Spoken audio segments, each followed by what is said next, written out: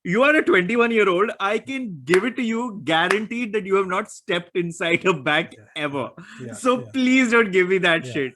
So, but anyway, jokes apart. No, I get it. But it's just, I'm saying basically, metaphorically, even at some point in this conversation, I'll start stuttering a lot if we do talk about what are investments, what are So taxes. Here's the thing. I get intimidated around people who know more than me and who try to be like, that's why I kind of steer clear of people who are, there are a lot of free advice dolers when it comes to money.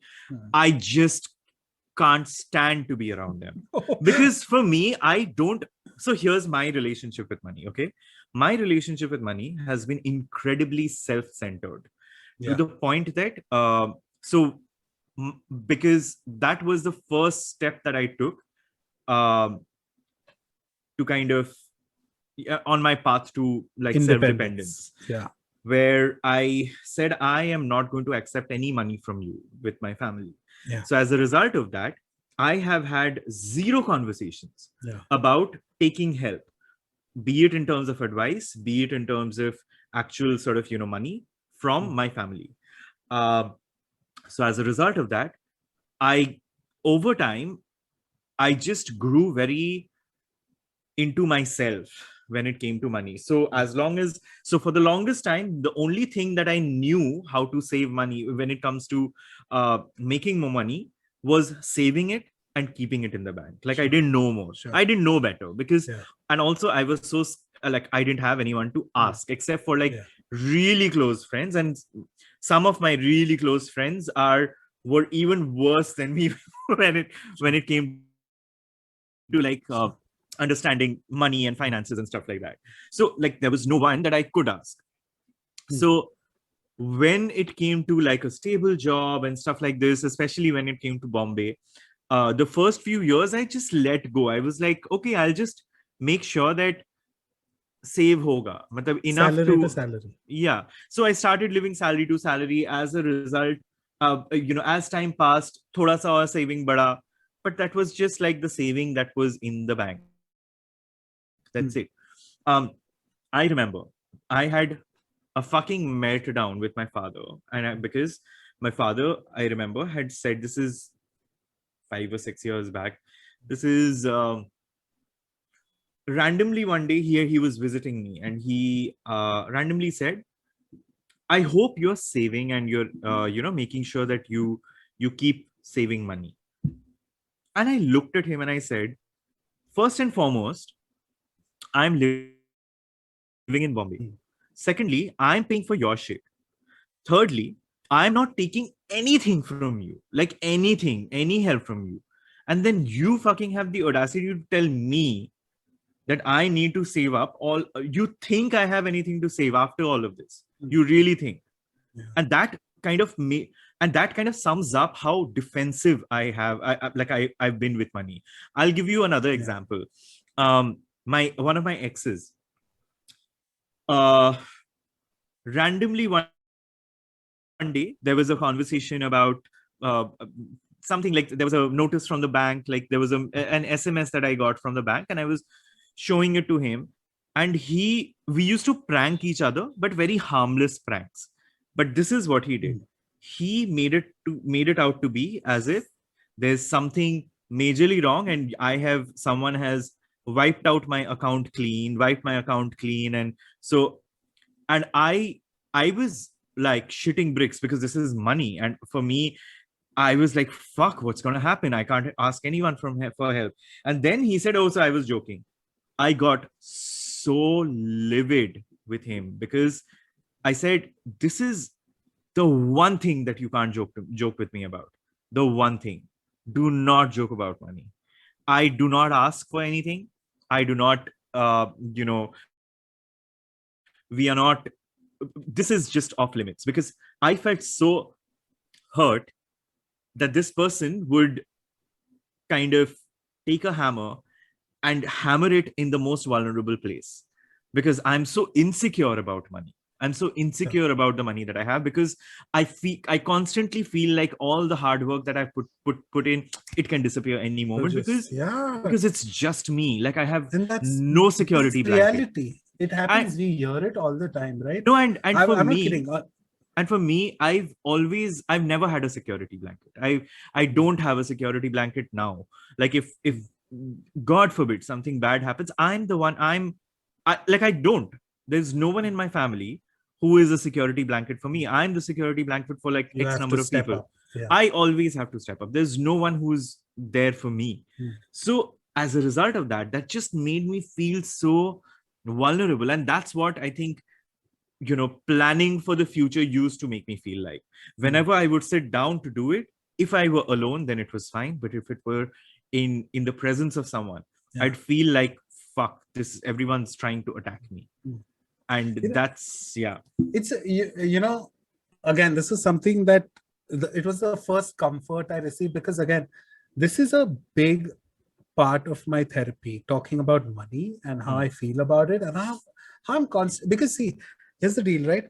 On one level, I feel like some fucking hippie, Osho commune type hippie, who's like, very, what is this planet I live on? I did not choose to be born on it. Why do I have to pay to be on a planet I was born on? I'll go on that meta level on one level. And on another, this is the reality. This is the social construct, and I can't escape it in any imaginable way. But I remember the first time I started feeling comfort and not so trapped, because I'd have to say, my worries about money constantly made me feel like I was trapped under it. Like I was making it. I'm not this, but I was constantly felt like bad. I felt bad for having money in my life all the time. Explain that. Why?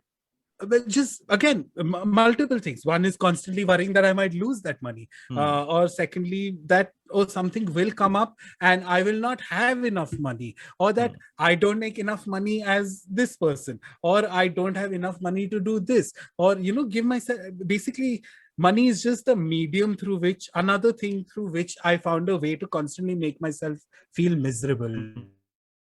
Basically, we do that with a lot of things, but money can also be one of those crutches you might use to constantly hurt yourself.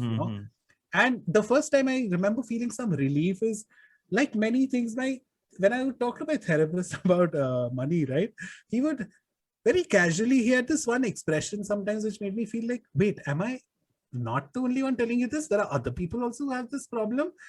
And once I remember, he told me it is a very common problem in the gay community. And then he explained to me why, and it made such perfect sense.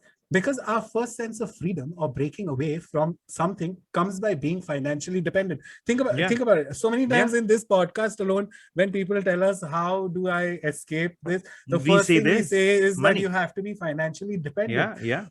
So what happens is, in the absence of that security, or knowing that you might lose it, you feel like you might have to go back to a life you very strongly chose to leave behind.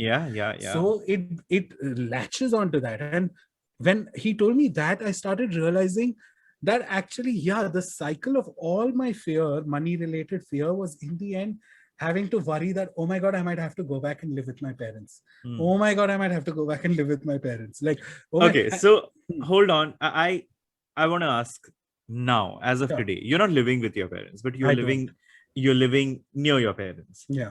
How does it feel to kind of, I mean, life's come a full circle almost. Sure.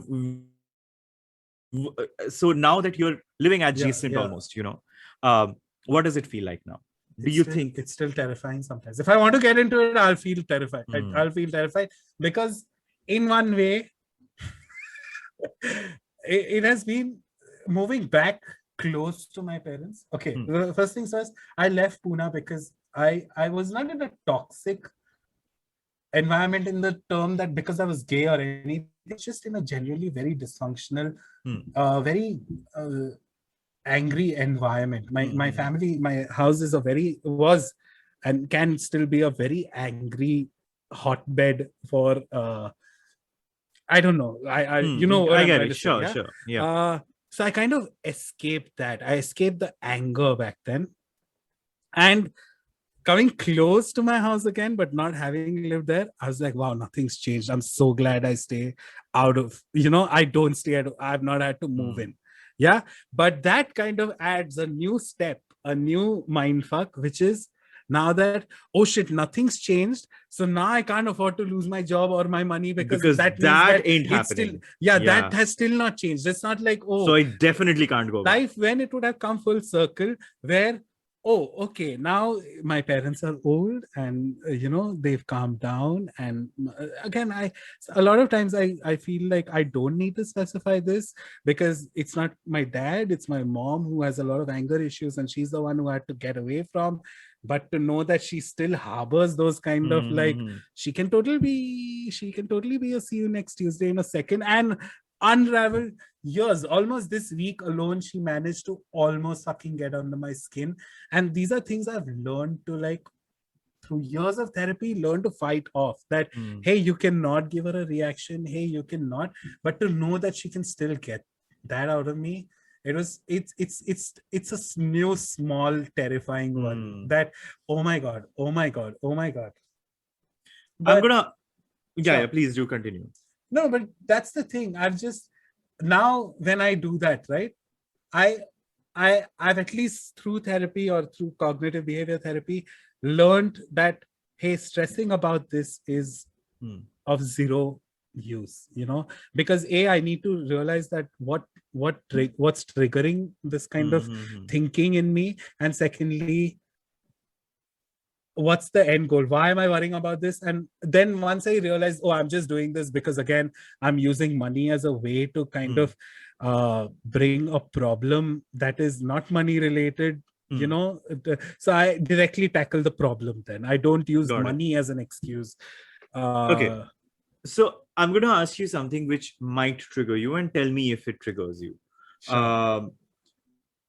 Everyone looks at money from a point of, there's a time angle to it. Like when I'm planning, I think of, like, when you approach money, how far in the future do you think of? And I'm not saying how much do you have to, I'm not saying that. I'm just saying, do you keep a goalpost to say, I will plan for this? Okay. No, not in a, okay, I'll tell you, I have a baby step goal, which is 1 year's rent.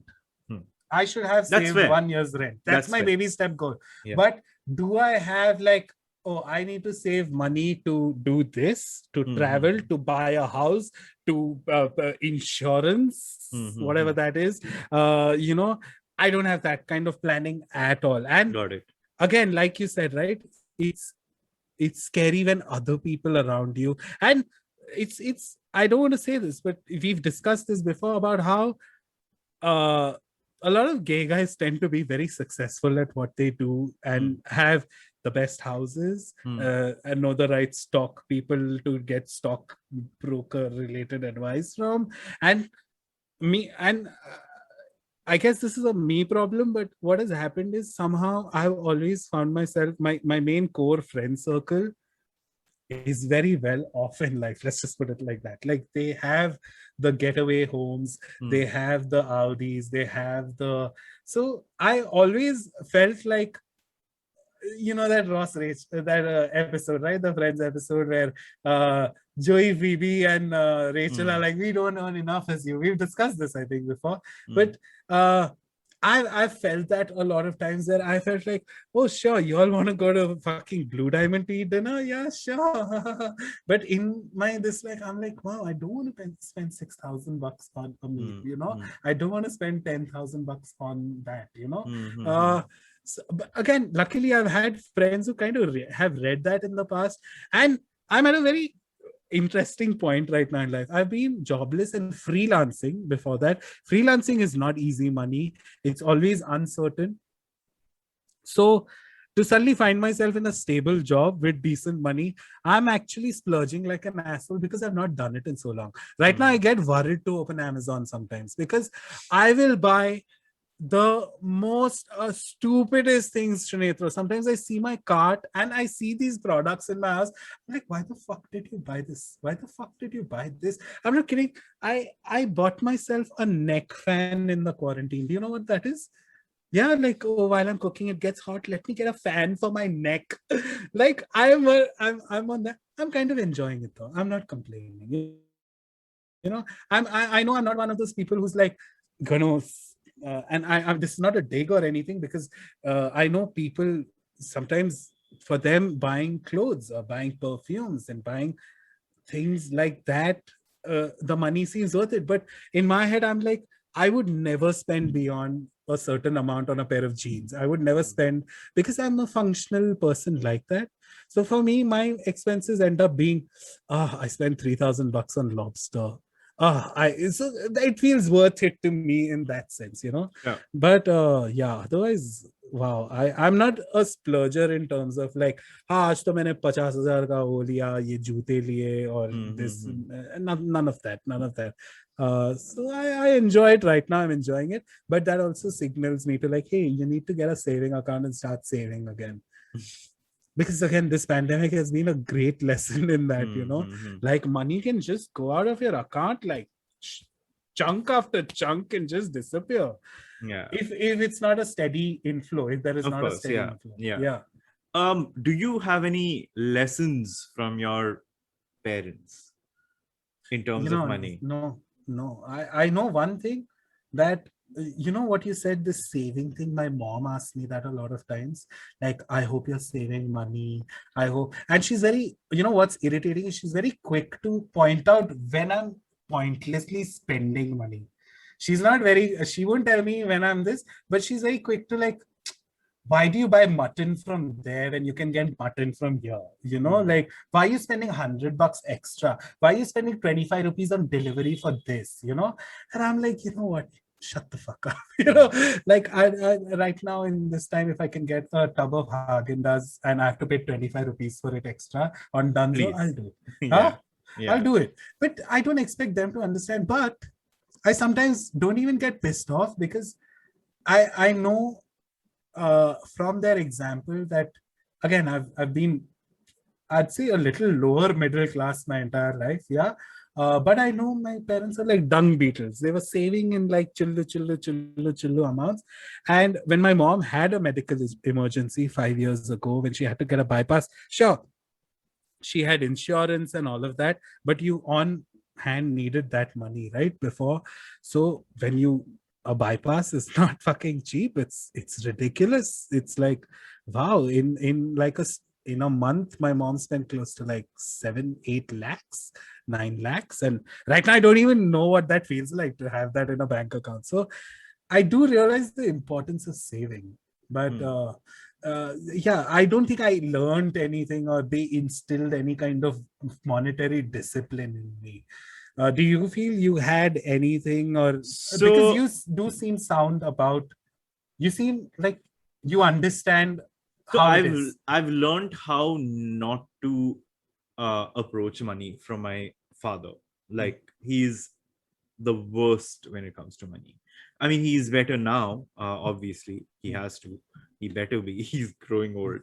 So, but while growing up, I've seen him just be careless, ruthlessly careless about money.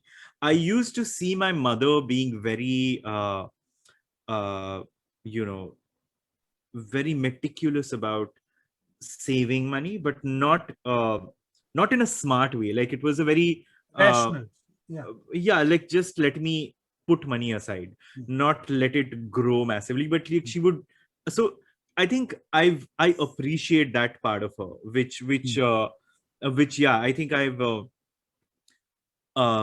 picked up from there. And also, what's happened to me is that, um contrary to what a lot of people would believe, I'm actually a very simple person in terms of what I need in life.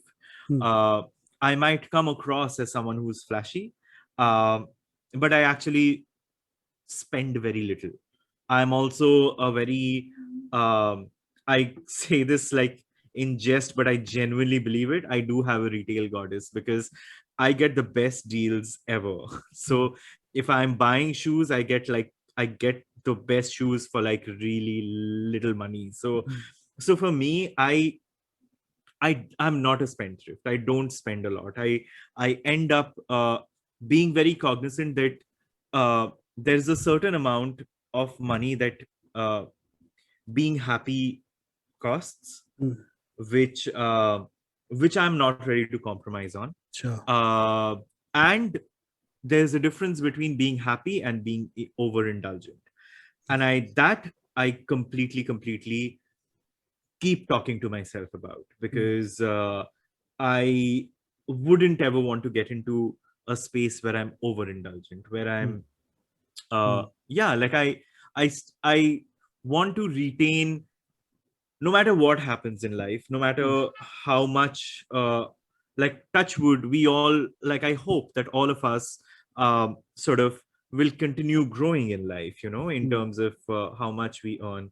But I would not want to give up this, where I am right now, in terms of my Sure. mind space, of the Sure. simplicity that I have for life. Like I've been in Bombay, this is my 9th year. I don't feel like I need a car. Maybe I will need a car later, but I've never even bothered about buying a car or a vehicle, because zarurat kya hai?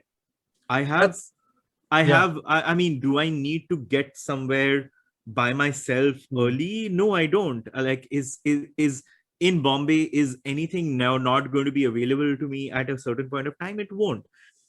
So it will always be available. So for me, I think that simplicity is something that uh, I don't want to let go of when it comes to money.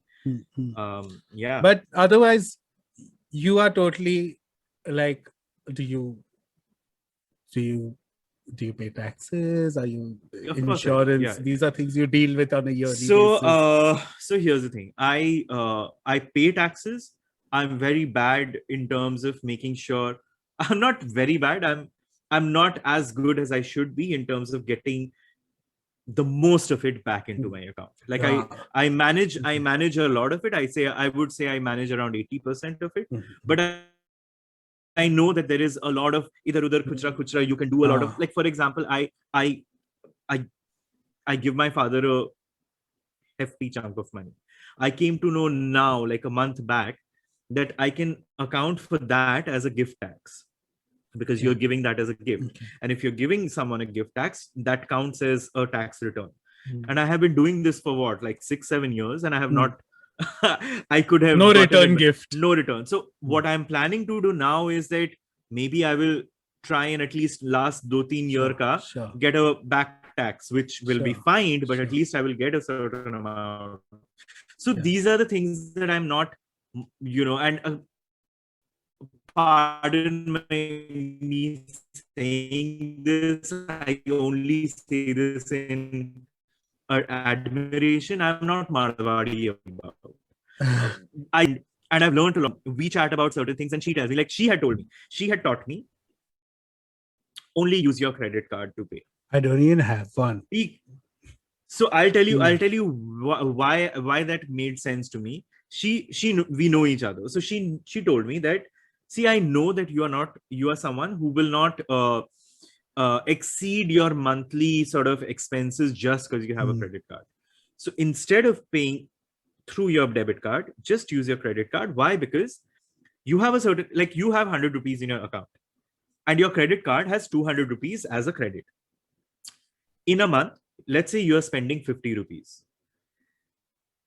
Let what's sitting in your bank accumulate interest.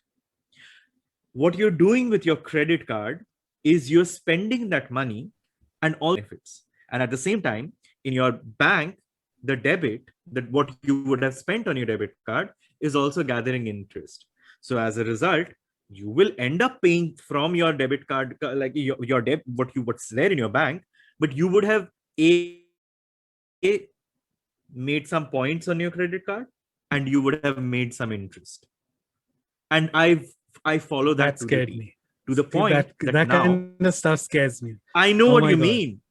I know what you mean, but I'll tell you why. When she told me this, it didn't scare me because her point was, even I didn't know this, and I'm telling you this because it has saved me so much. Like it has really helped me, and I'm telling you this because I was like gobsmacked when I came to know about this, and it made me feel like, fuck yeah, I have a credit card, so why am I not using it?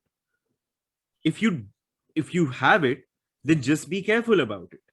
So that's one of those things that I like. A couple of things that I keep. There are a couple of friends who know enough about money, and I keep learning enough from them to kind of move ahead and understand a little more things like SIPs, for example. I am not someone who's. So here's the thing about me is I want to invest and I will invest, but I'm not a risk taking investor. Like I'm not a stock broking, like Harshad make sure, Mehta. like play with stocks and stuff like that, because I don't know money that well, so I know I will make wrong choices. Instead, I will take safe routes. So I will do like SIPs, which are safe, which are okay, which also, by the way, Farhad, I also was introduced very It's late not to that. about late. I'll tell you what, and So I don't want it's to make not, it sound yeah, like anything, but I actually have looked this up. There is a term for it. I don't want to use it, but I'm number dyslexic.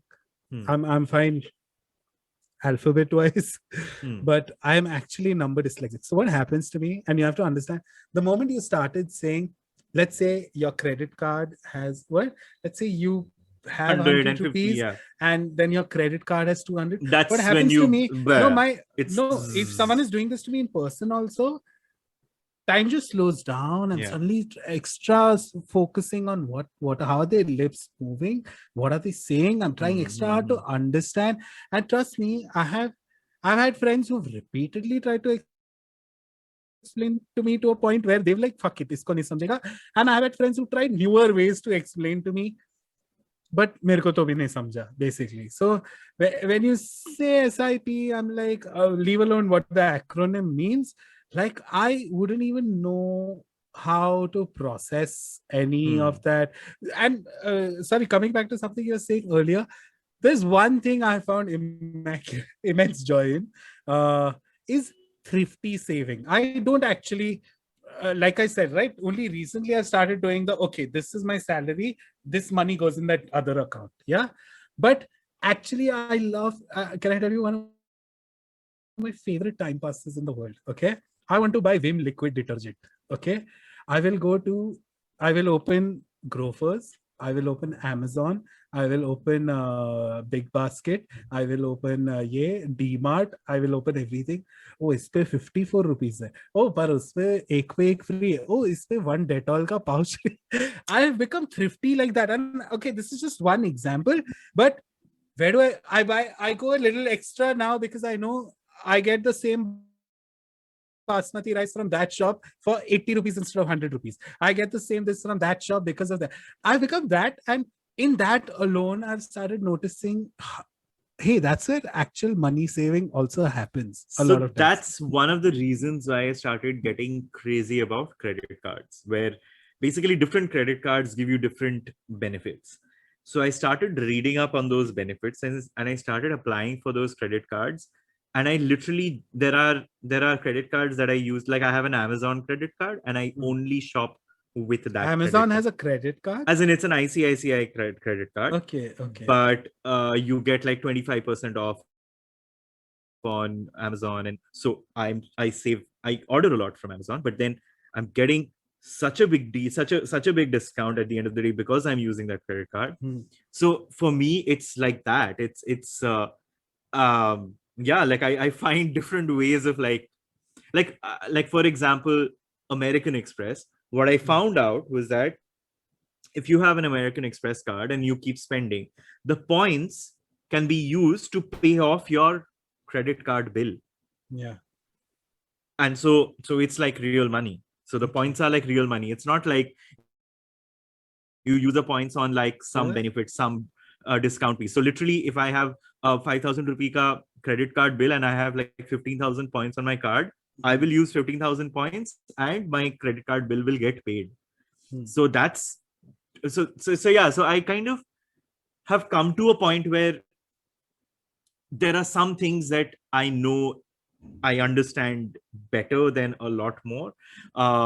Like I don't understand stocks at all. So I have a trusted, like I have a personal banker who takes care of that. And that person's responsibility is to take care of that.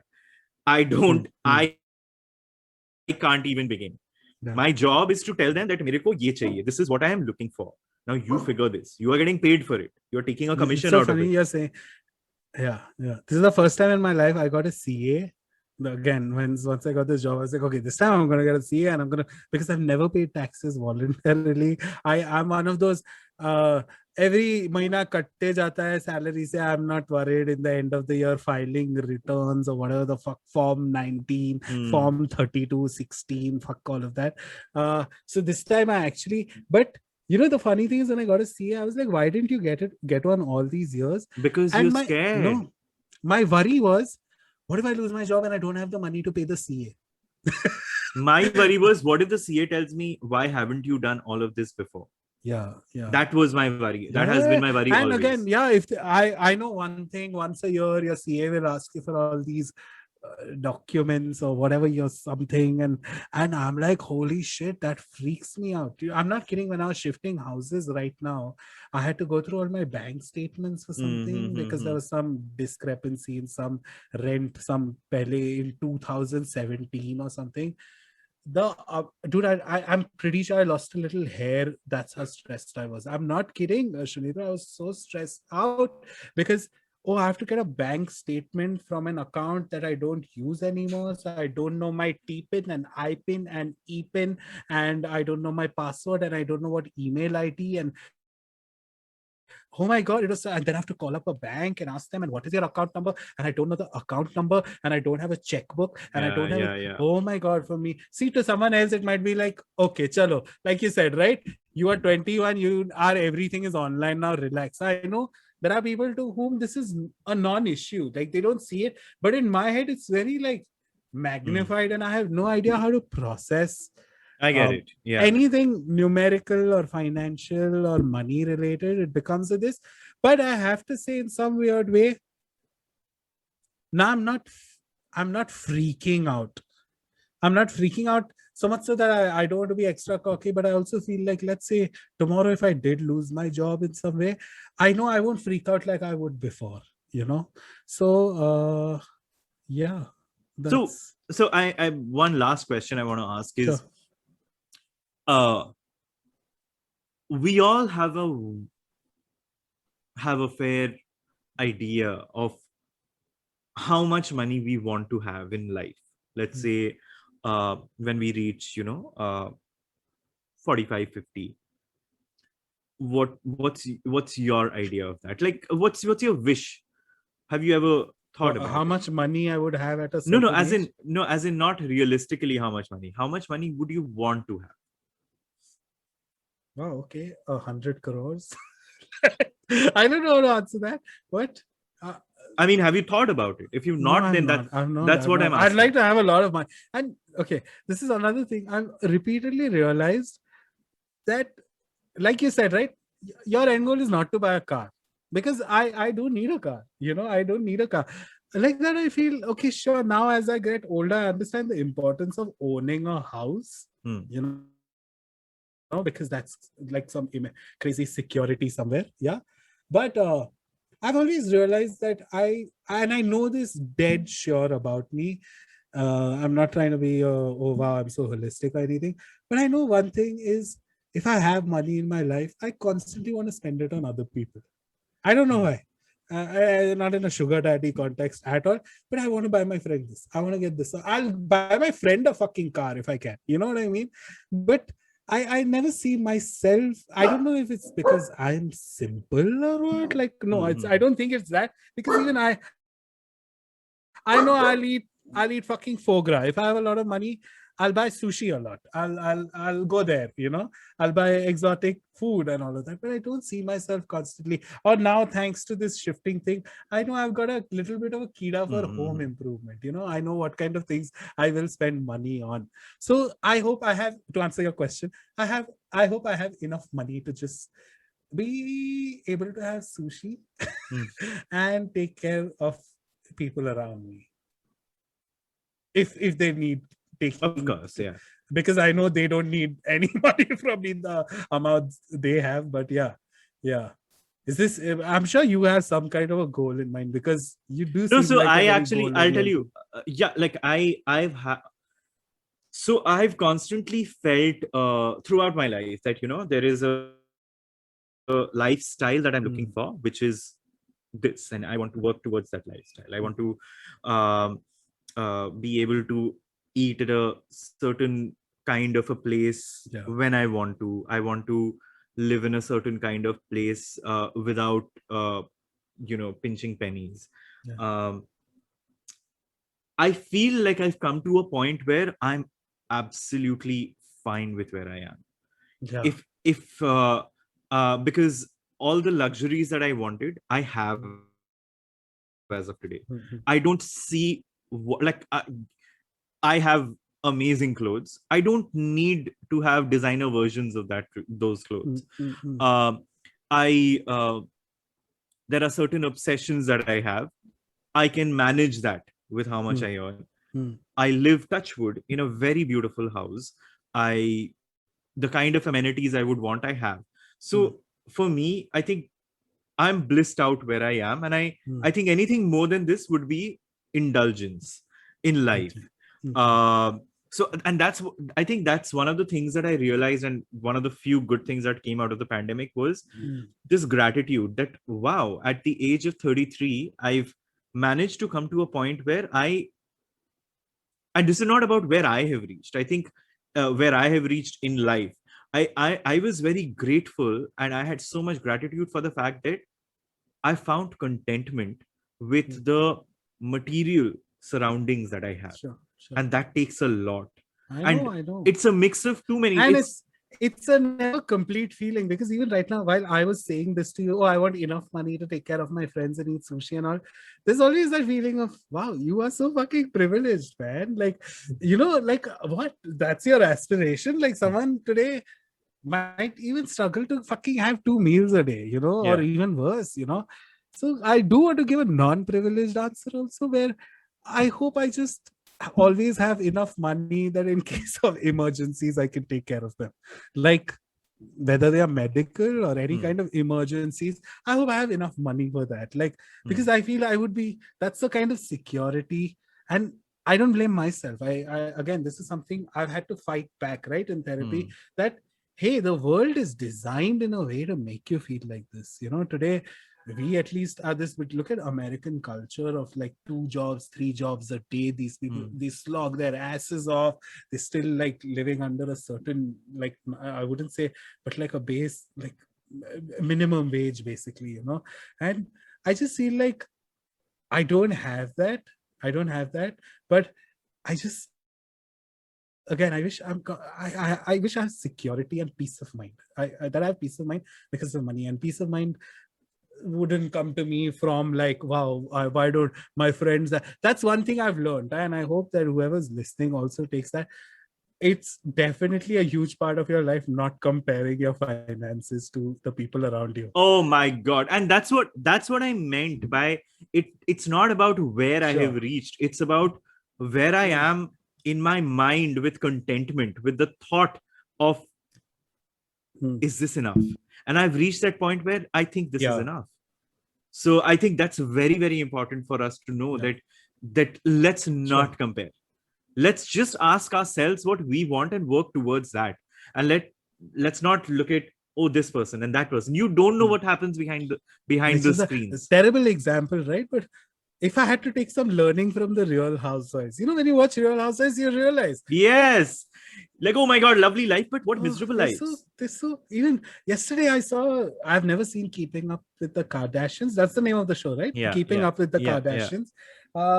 I saw a scene where she went swimming and a $75,000 earring falls into the ocean, Yeah. and she's having such a bitch fit. And Meltdown. that's such a valid meltdown, right? If I Yeah. lost $75,000 while swimming, I'd want a shark to come and eat me. But I just saw her reaction, and she's like a child, like running around, and her mother has to calm her down, and the neighboring, like they're in some Barbados or some fucking tropical Yeah. destination, and the people in the other huts are like, calm down, calm down. And I was like, wow, I hope I'm never like that. Yeah. Like, Yeah. wow, I hope I never have a $75,000 earring that I need to worry fell into the ocean. Yeah. Like I don't want enough money that it becomes a danger to me. Like like that's yeah. the Which is dream. there's a very famous, and I'm Osho, one of the most like pro money philosophers of our time. He always had a sensible saying that, hey, there is nothing wrong with wanting money, but money mindedness is when it goes awry. Money is, you cannot try to live or idealize. Or today we are on a planet where we cannot expect to, I follow a subreddit called dumpster diving. Have you heard of dumpster diving as a part of As culture? in, yeah, I know. Yeah. Basically, it's a Reddit that just gives you the tools and tips and tricks on how to live a life without money. Yeah. And it's pretty extreme. Sometimes there are actual people who now try to live cash free in life. They get their clothes in a way, and they live pretty okay lives. Yeah. They don't like, it's not like they're homeless people or anything. Yeah. But yeah, sometimes they go to restaurants, they ask for, oh, you're throwing those donuts away, I'll eat those donuts, that kind of living. And what did Osho say? You didn't complete it. Exactly. So we don't have to be that person. You can be a fully functioning spiritual human being and still live in a marketplace. The world is a marketplace. Money is a construct that you cannot escape. Today you cannot Of course, rely on money. You can't sit and why is money the root of all my problems and all of that. But yeah, I long story short, I felt the bigger picture is that rarely does true contentment rarely does come from things that have been procured via money, except travel. I think travel is an exception.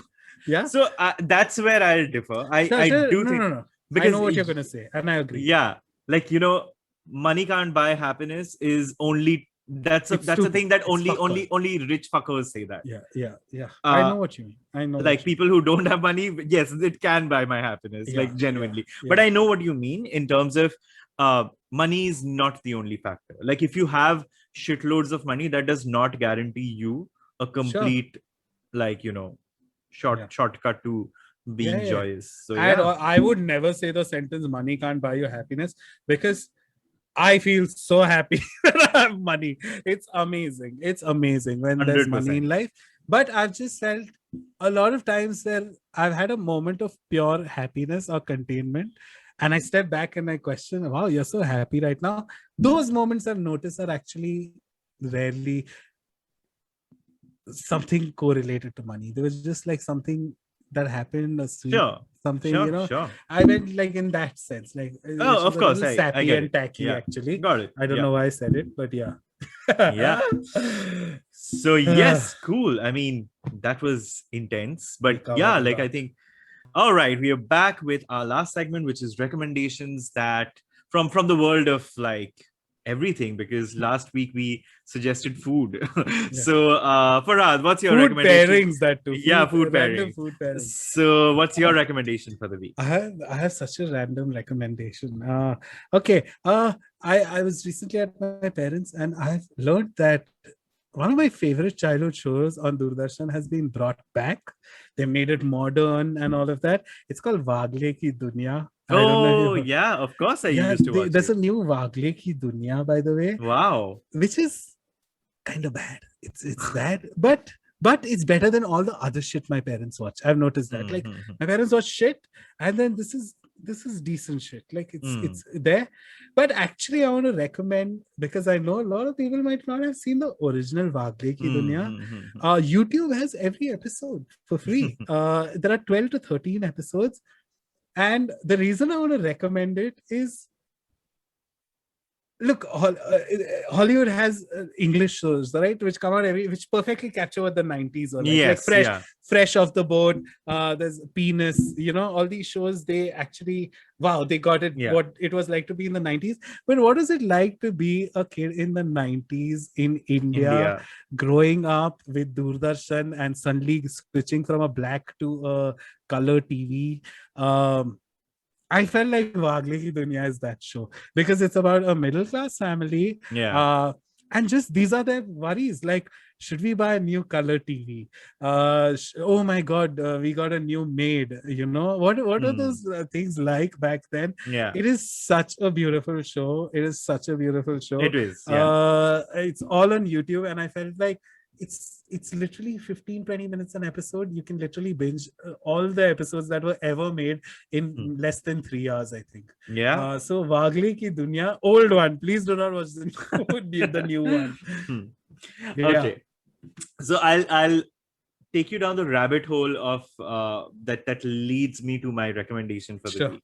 I don't know whether you guys have watched Love, Death and Robots on Netflix. So I think 2 days back, the trailer for the second season came out. Okay. And beautiful trailer, very intriguing. I have an innate connection with film scores, like, and I've said this multiple times, and I was overjoyed to hear that there was a film called Hereditary, and so the last theme, like, and the last track, when the climax happens, that's been used in that trailer. And the moment I heard it, where all yes, the King Payment music. Okay, yes, exactly. I love that. I love that. Exactly that. There is this haunting. It's so spooky. Spooky. It's so spooky. And that's what's been used on the trailer. And I could not stop myself from watching the trailer and immediately going and watching the movie from beginning to end. And so my recommendation is watch Hereditary. It's on Netflix. It is by far one of the best horror movies ever made. Brilliant, like earth-shattering performance by Toni Collette, and it's an extremely intense commentary on grief and family, loss. and loss. And I have to say, chime in. The reason I loved Hereditary is because it's one of the few films that, apart from vampires and maybe 2-3 other horror tropes, it actually has every horror trope under the sun in one movie. It has exorcism, it has psychosis, it has everything. It has cult, it has devil worship, you name it. It's somehow a theme in but that movie. It doesn't feel overstuffed. Stunning. It's so please watch, and of course I have to give a shout out to the director, who's Ari Aster, and this is his first feature film. Actually, he is his first feature. Okay.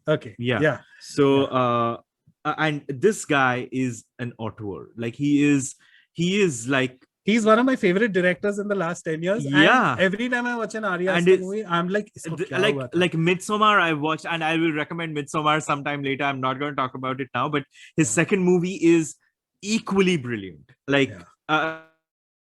So as of now, watch Hereditary. It's fantastic. It's horror why I love that horror is because it's the horror that goes deep in your bones. It doesn't make you jump. It sinks in, and it makes you feel cold dread. That's the kind of horror I look for. So that's my recommendation for the week. I second that. Hereditary is a must watch.